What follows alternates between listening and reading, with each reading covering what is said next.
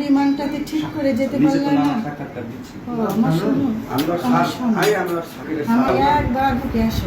আমার সোনা, আমার কলিজা, আমার বুকে আরেকবার ফিরে আসো। এভাবেই ছেলেকে ফিরে পেতে কেঁদে কেঁদে বুক ভাসাচ্ছেন বিমান বিধ্বস্তে নিহত ফ্লাইট লেফটেন্যান্ট তৌকির ইসলামের মা।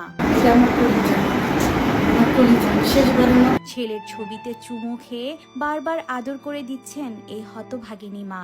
এত অল্প বয়সে নিজের কলিজার টুকরা সন্তানকে হারিয়ে পাগল প্রায় এই মায়ের অবস্থা।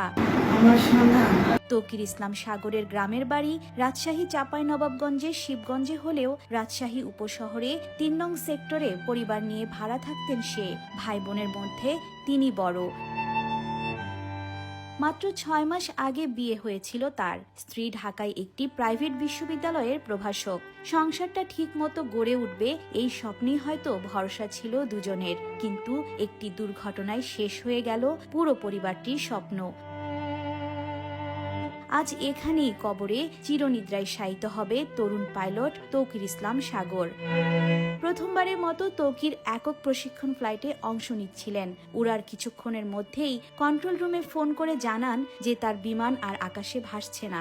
মনে হচ্ছে বিমান নিচের দিকে পড়ে যাচ্ছে, কিন্তু একটা বোতাম চাপলেই প্যারাশুট দিয়ে বিমান থেকে নিরাপদে তখন নেমে যেতে পারতেন পাইলট তৌকির। ফিরতে পারতেন পরিবারে, ফিরতে পারতেন নতুন বউয়ের কাছে, যে এখনো ঘরের এক কোণে বসে অপেক্ষা করছে ভবিষ্যতের হাজারো স্বপ্ন নিয়ে। কিন্তু যে কোনো স্থানে বিমান পড়লে অনেক মৃত্যু ঘটবে ভেবে নিজের জীবনের কথা ভাবেননি তিনি।